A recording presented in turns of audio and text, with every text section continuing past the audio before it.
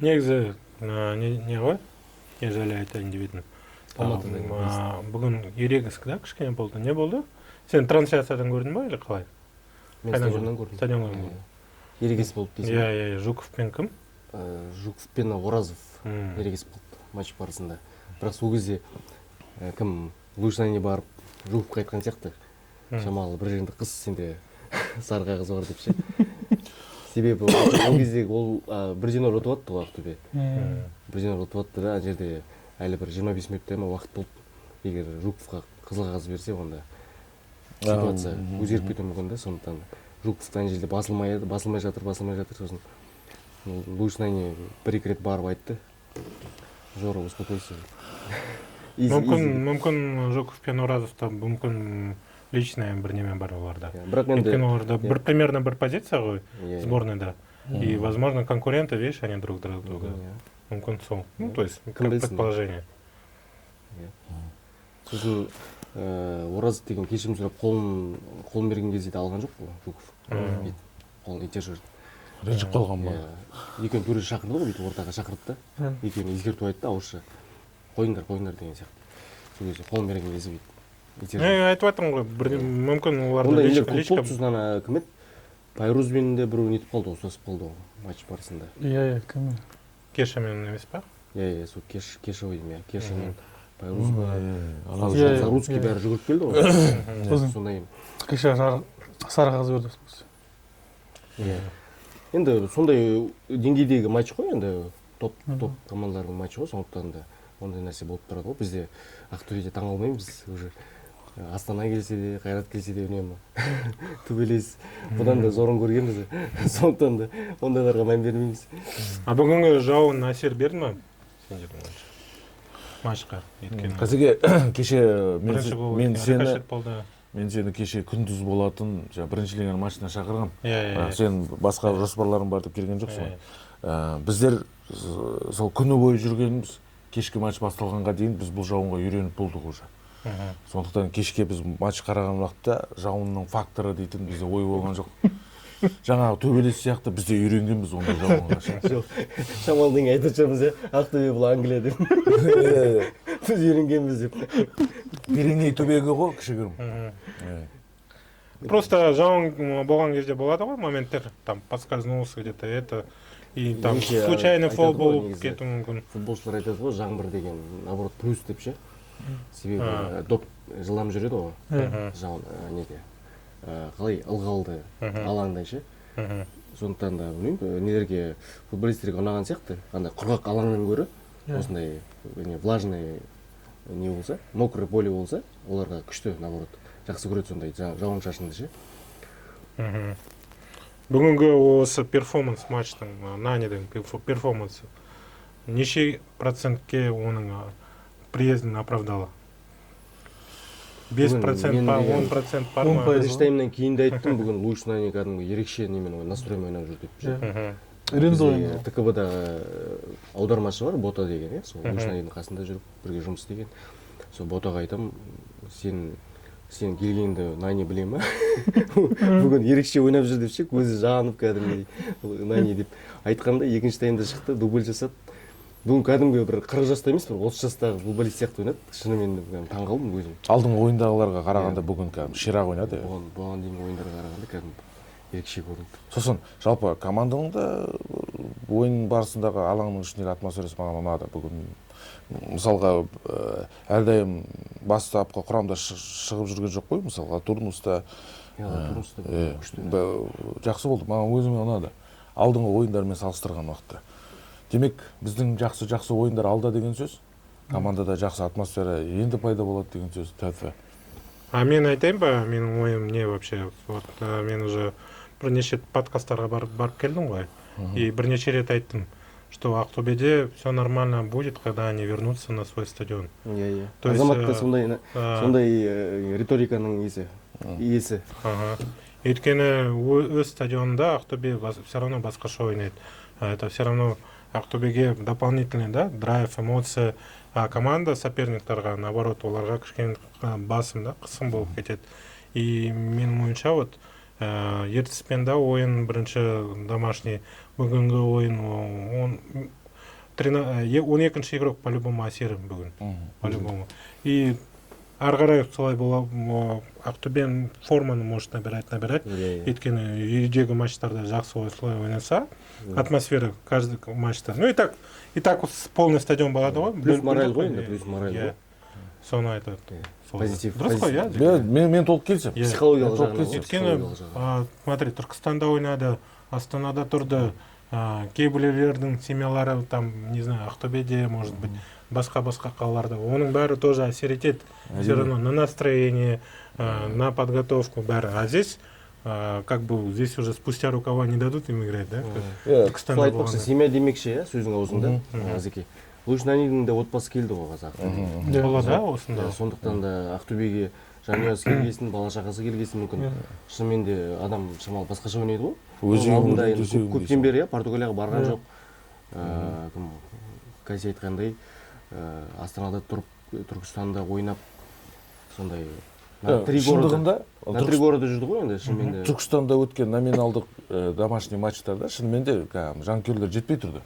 Шындығында жетпей тұрды. Болды, ол жақта да Ақтөбеге жақтасқандар болды, Ақтөбеден келгендер болды, Алматыдан келген жігіттер болды, бірақ аз болды. Сосын ол тек қана жанкүйердің саны емес, алаңның өзі де басқаша ғой енді.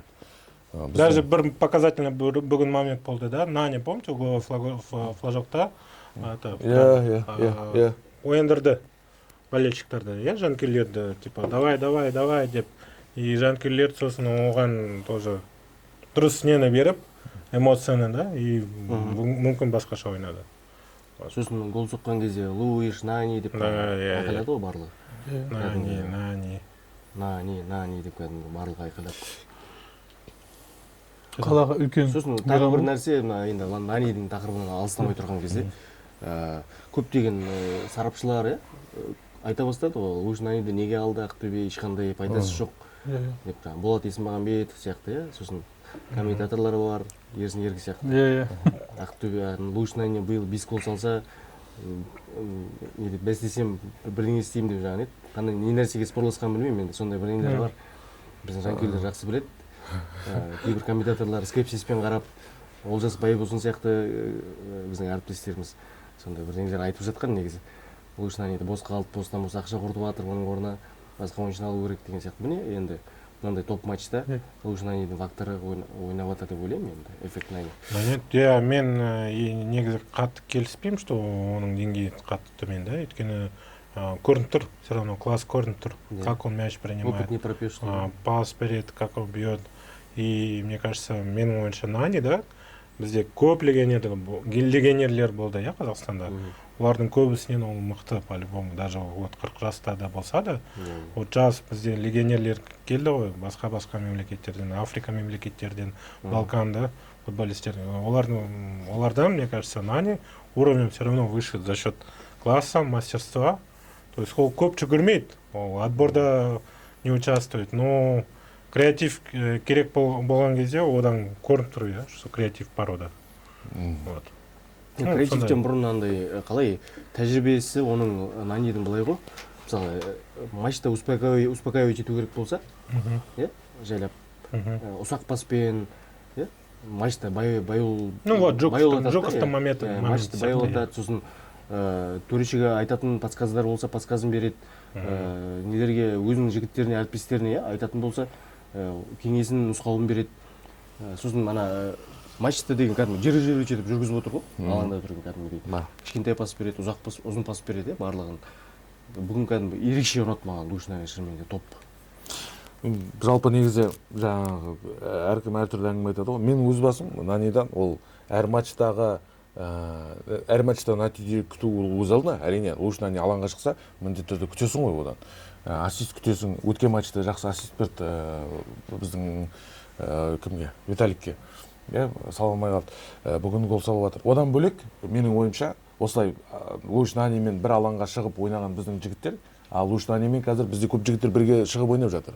Мейрам да шығып жатыр, Латурнус та шығып жатыр. Кеше өткен Арыспен өткен ойында да біраз жігіттер бір алаңда болды.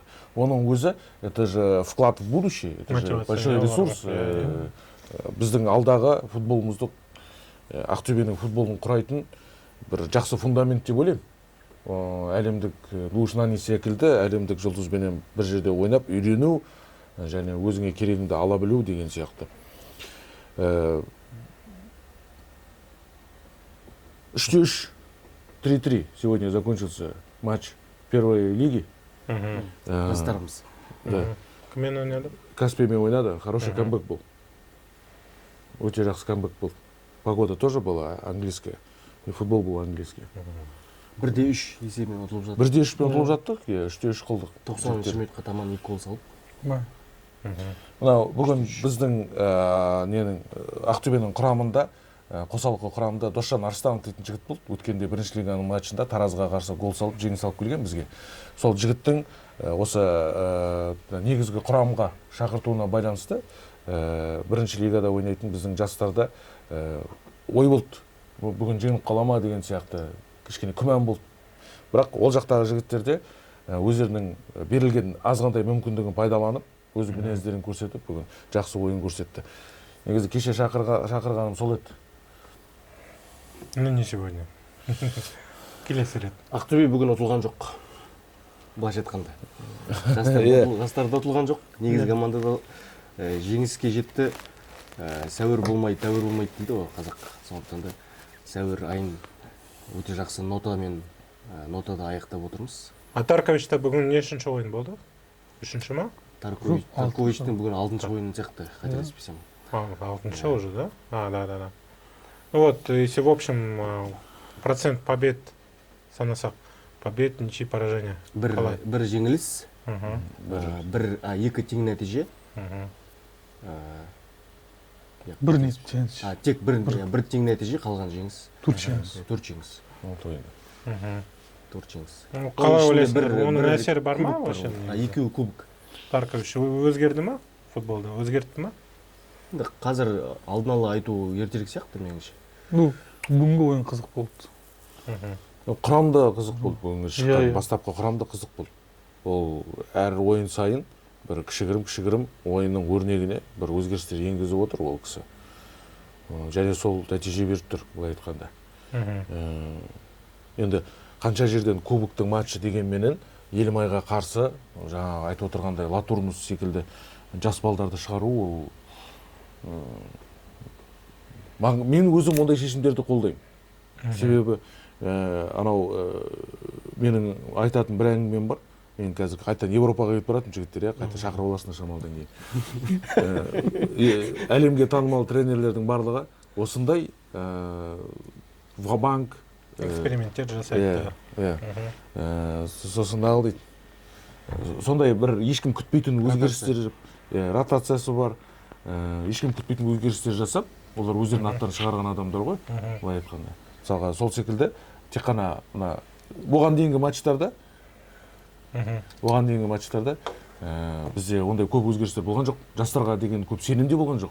Біздің сол жаңа айтып отырған Латурнус болсын, Кикбаевтар болсын, өте аз уақытқа шығатын, 1 минутқа, 2 минутқа шығатын бұған дейін. Костовтың кезінде. Қазір Таркович оларға одан да көп уақыт беріп отыр. Себебі ол бапкер дейтін бір маусымға келмеу керек қой. Бапкер алдағы уақытқа жоқ дегенде бір осы жылы фундаментін құрып, келесі жылы ойнайтындай составты да өзі жасай білу керек.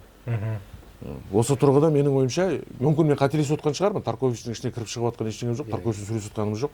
Бірақ егер сондай болса деген ой ғой. Және мен соған сеніп отырмын да. Енді әзір 5-6 матчта баға беру қиын сияқты, шамалы ұзақ бір дистанция керек. Кемінде жазғы трансферлік терезеге дейін. Өзі ойын өзгертті ма? Қалай сендердің ойынша? Өзгерді ма? Ойын именно. Ойын ба? Енді нәтижеге қарасақ, нәтижеге қарап бағалауға болады, шамалы не бар деп, позитивный рост бар деп ше. Костов именно нәтиже жағынан. Наниді көп матчтарда основаға шығарған жоқ, білмеймін. Болды ма, болған жоқ па онда. Негізгі құрамда шығарған. Еще формада болған жоқ мүмкін. Болай да шығар. Тарковичтің ойынын қарайтын болсақ, Нани мынау нешінші матч, 2-ші матчы ма? Осымен бастапқы құрамда шығып отқаны. Жалпы көрініп тұр ғой, негізі Нанидің бұдан да артық көрсететіні бар. Бірақ оған біздің КПЛ-дің футболы сай емес. Мысалға, бүгінгі ойында Нанидың аяғына доп түскеннен кейін біздің шабуыл бірнеше секундқа созылады. 10 секундқа бармаса да таяйды кәдімгідей. Яғни ойын тоқтамайды. Бірақ оған қарсы ойнап жатырған ойыншылар жаңағы шабуылды болып жатырған ойынды резко тоқтатпайды. У нас в каждом матче в КПЛ каждая атака длится там несколько секунд. Это большая беда, это отсутствие футбола в общем, понимаешь? конструктивный атака жоқ. Қазір Нани ойнаған уақытта сол жағынан, яғни біздің шабуылдарымыз кәдімгі ұзаққа барады. Как будто Наниге кішкене партнер, да, жетіспейді, мне кажется. Мүмкін, ол да мүмкін. Бір түсінетін оны. Енді мен жазғы трансферлік терезе деп айтып отырған себебім, Старкович енді қазір аз айтқандай, ананы көріп жатыр ғой, ана позицияға Латурнусты қояды, ана позицияға Кеңесті қояды. Солай сынап бағалап көреді да, сосын жазғы терезеде өзінің точечный бір 2-3 несін алып келеді деп ойлаймын, ойыншысын. Себебі енді әр бапкер өзіне сенімді адамдарды алып келеді ғой енді. Өзінің видениесіне келетін, мысалы Словакиядан болсын, басқа ойнаған командаларынан болсын, неге қорғанысқа, шабуылға, сосын неге опорный зонаға өзінің ойыншыларын алып келеді деп ойлаймын кәдімгідей. Бар ғой, әлі де жаңа ойында да көріп жатырмыз ғой. Енді біз мысалға бапкерлердің жұмысына араласа алмаймыз ғой. Біз маман емеспіз. Мысалға футболшыны жаттығу жасап жатырған жерден шақырып алып, сен өзінің бапкер тұрған уақытта сен өзіңнің ойыңды айта алмайсың ғой. Мүмкін тек қана жанкүйерлер емес, сол біздің жас футболшылар да мүмкін бізді қарайтын шығар деймін да. Жаңа Мерей айтып отырғандай, әрине жазғы трансферлік терезенің кезінде бір өзгерістердің болатыны белгілі, бірақ біздің жас футболшылар қазір мына өздерінің қолына түсіп жатырған мүмкіндіктерді жібермей, сол трансферлік терезеге дейін негізгі құрамда өздерінің орындарын нық орнатып алуға мүмкіндіктері бар. Сондықтан жігіттер жақсылап ойнаңыздар, көрсетіңіздер. Керемет өзіміздің Ақтөбенің футбол мектебінен ұшқан түлек Виталий Латурнус футбол аңызы Луиш Наниге ассист берді деген мен үшін үлкен жаңалық, мен үшін үлкен қуаныш. Это ассист Латурнуса для меня больше, чем гол Нани в данный момент. Сосын Арыспен ойында да Кикбаевтың әдемі нәтижелі пасы болды ғой. Ол біздің Қазақстан футболында очень редко бывает футболистов, которые за полсекунды принимают решение. Көбінесе керемет позициялардың допты алып жүріп қалады ғой бізде. Өткендегі Арыспен футболды, может быть, сен көрмеген шығарсың матчты. Сол жерде біздің Мейрам Кикбаев дейтін футболшымыз өте керемет ойын көрсетті. Енді Тарковичтің ойынын бағалаймыз. Бір аптаның ішінде 3 матч ойнайын деп тұр Ақтөбе.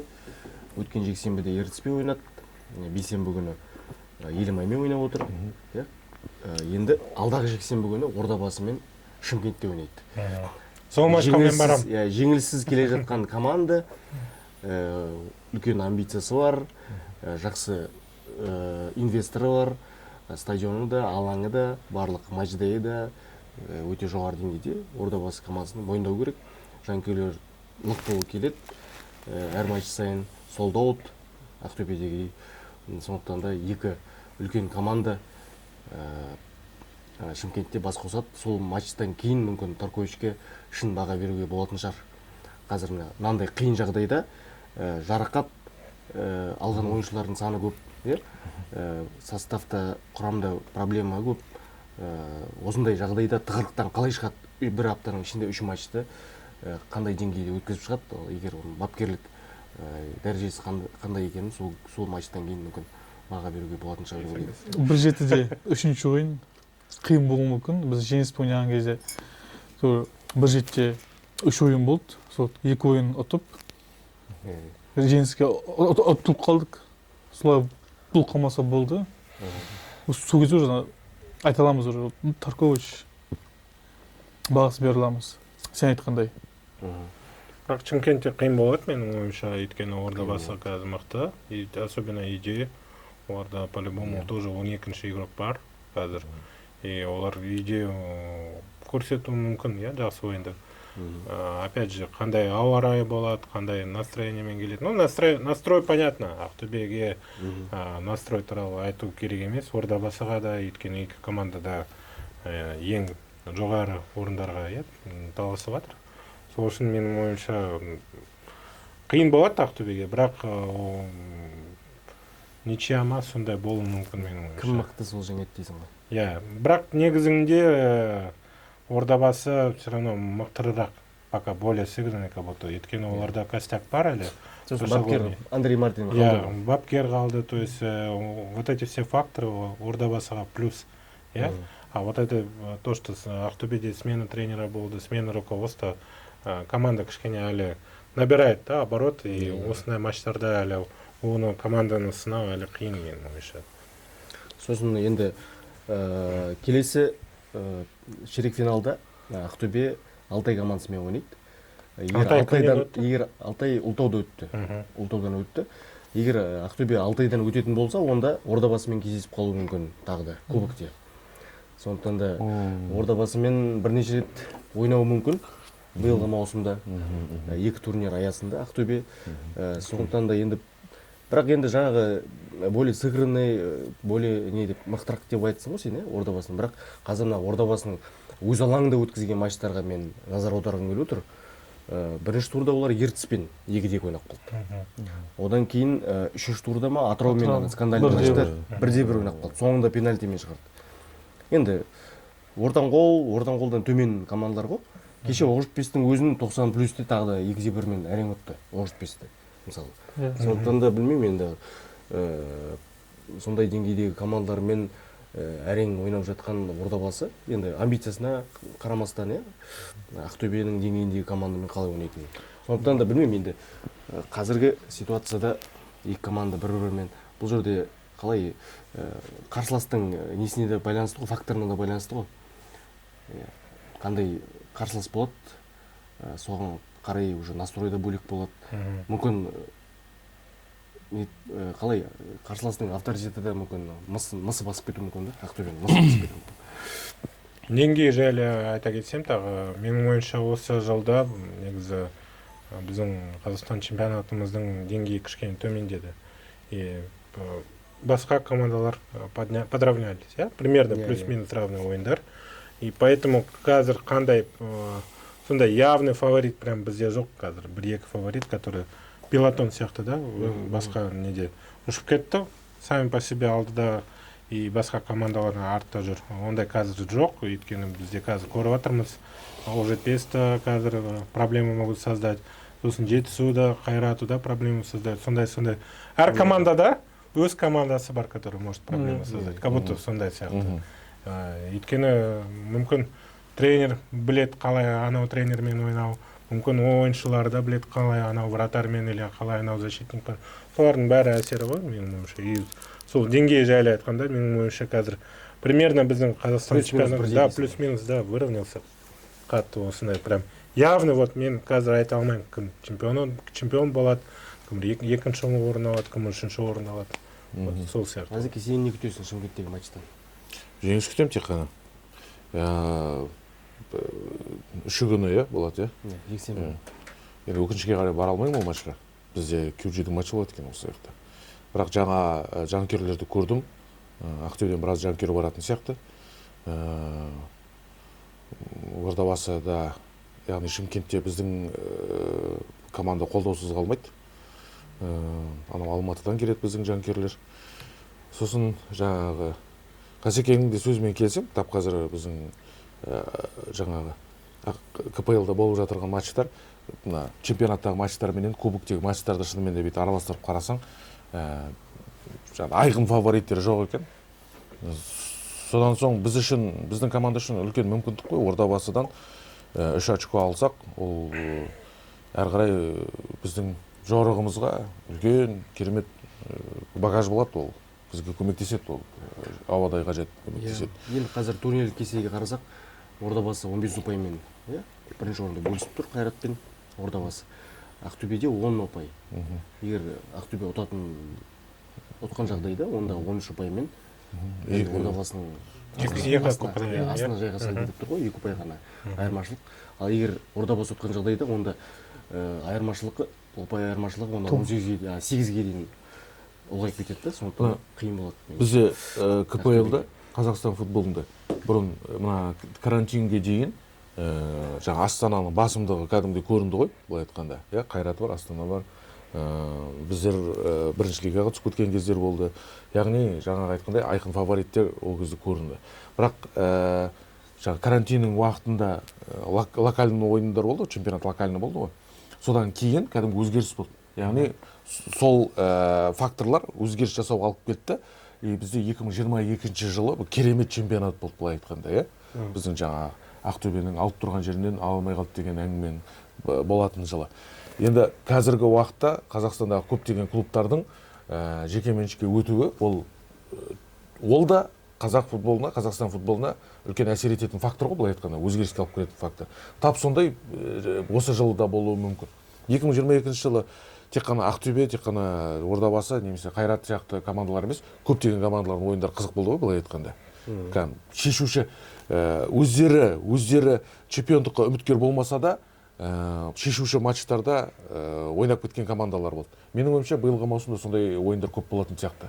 Жаңағы Қасым айтқандай, тек қана фавориттердің арасында емес, сонымен қатар жаңағы ортан қол деп айтатын біз, немесе қазіргі уақытта аутсайдер болып тұрған командалар ертең чемпионаттың барысында, немесе шешуші матчтарда сол командалар үлкен солардың жеңістерімен тең ойнайтын ойындары үлкен әсер етеді деп ойлаймын. Қасеке, сен жалпы биыл Ордабасының Шымкенттегі матчтарына көп бардың, сол жақтағы атмосфера туралы, матчдей, сол туралы айтып өтсең. Оларда Шымкентте не көп, той көп қой. Көбісі біледі. Тойлы халық тойды жақсы көреді. И негізі солардың матчдегі кішкене тойға ұқсап кетті. Как будто бы это именно то, что надо Шымкентке.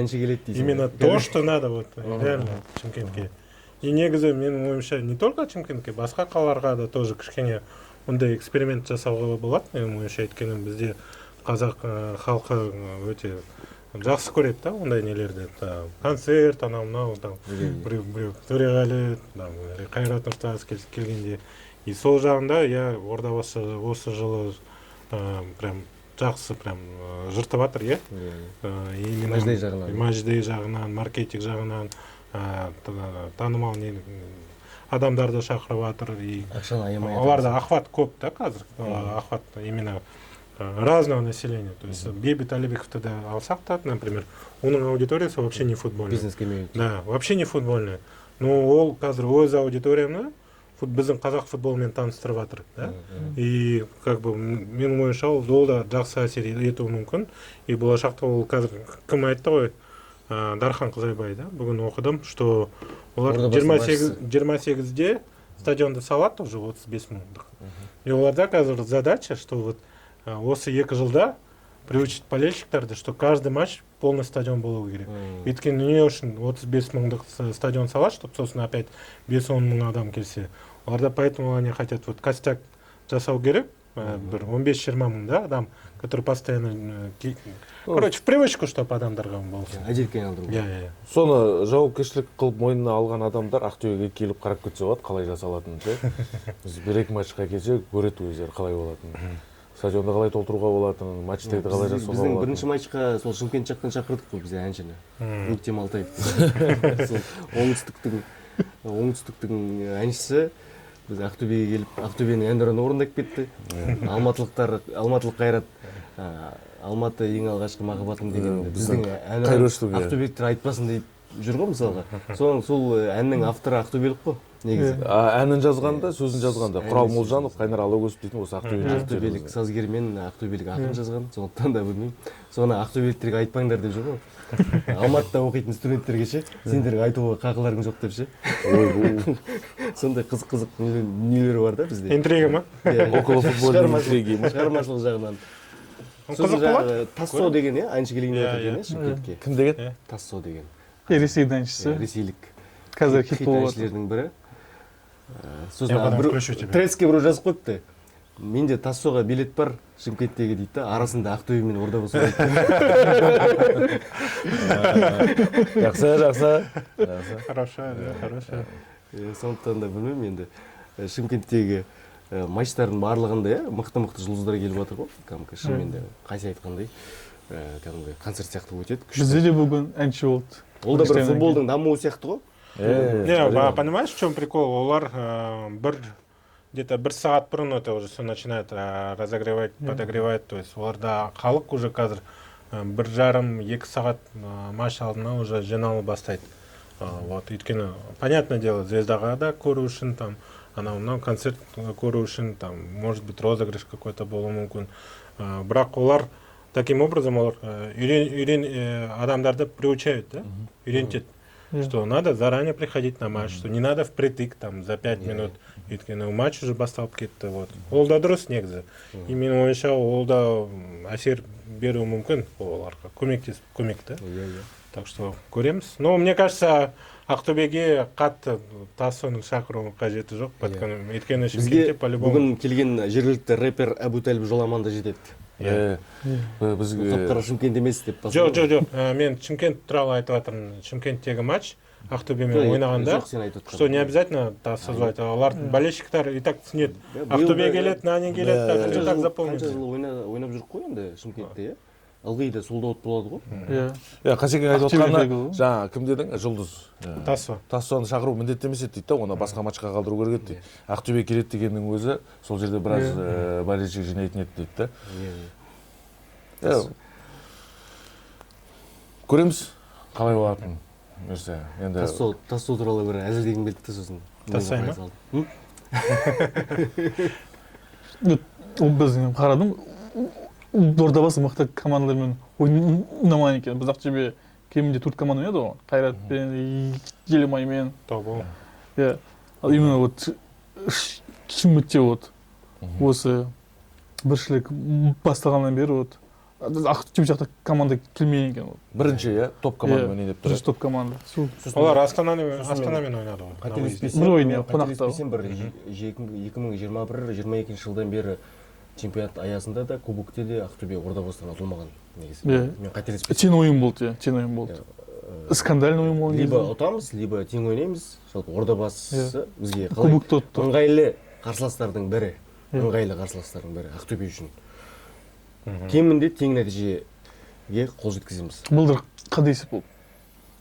Былтыр өз алаңымызда 2-2 ойнадық, ана жақта да тең болған сияқты, иә? 1-1 болды. Иә, 1-1. Сондықтан да бүгін Шымкентте біз ана Жайрожан салатында кубокте де оларды шет қалдырдық. 2024-те Жайрожанды ана бәрін алдап. Финалға шығатын кезде ғой.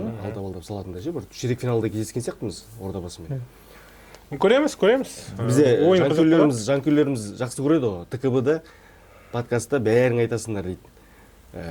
Анау ыңғайсыз соперник, мынау ыңғайсыз соперник, Ордабасы ыңғайлы соперник. Қасеке, жортқанда жолың болсын. Рахмет. Бұйырса, алда келе жатқан әлем чемпионаты бар, сол жаққа тек қана бір санаулы күнге емес, әлем чемпионатының басынан аяғына дейін жүретін саған бір мүмкіндік тусын. Виза құтты болсын. Рахмет. Сол жақтан жақсы жаңалықтар күтеміз, бұйырса. Америкада қалып қой. Неге қалмасқа? Американский бойкер деп айту керек. Рахмет. Америкада қаныс бар деп. Шақырғандарыңа рахмет. Қазір асығыспын, действительно рейсқа қазір тез еще файлдарды жіберуім керек, ертең влог шығады, так что влогты қарап алыңдар тоже. Ақтөбеге келіп тұр, есік ашық. Біздің подкастымызға қонақ бол. Рахмет. Сен келген сайын Ақтөбе жеңіп тұрсын. Сен Ақтөбенің талисманы бол, енді Шымкентте отырып кетсін Ақтөбе. Бірақ Ордабасы шақырмай қалып жүрмесін. Но мен в основном қайда барам, в основном домашняя команда всегда выигрывает. Так что маған опасно Шымкент для вас ехать. Онда бірдеңе ойластырып. Онда рейсті отмените. Соны айтамын, Жақсы, осындай позитивті нотада, онда подкастымызды аяқтық. 50 минутқа жақын отыр екенбіз. Бүгін көңіл-күйіміз жақсы, Ақтөбе демалады. Ертең Қазақстан халқының бірлік күні. Баршаңызды құттықтаймыз, жанкүйерлер. Жұма күні демаламыз, сенбі күні демаламыз, жексенбі күні бәріміз Қазспорт арнасынан, я болмаса КФФ Лиг YouTube арнасынан отырып Ордабасы Ақтөбе матчын және қараймыз. кинопоиск приложение арқылы да Ақтөбенің ойындарын қарауға болады. Үші күні жаңағы матчқа Ақтөбеден жолға шыға алмаған жанкүйерлер болса, ерте тұрыңыздар, бізде QG-дің матчтары болады үші күні. Ол жақта да керемет ойындар болып жатыр. Келіңіздер. Сол баяғы өзіміздің қара шаңырақ 8-ші жүйешке. Қарамадым.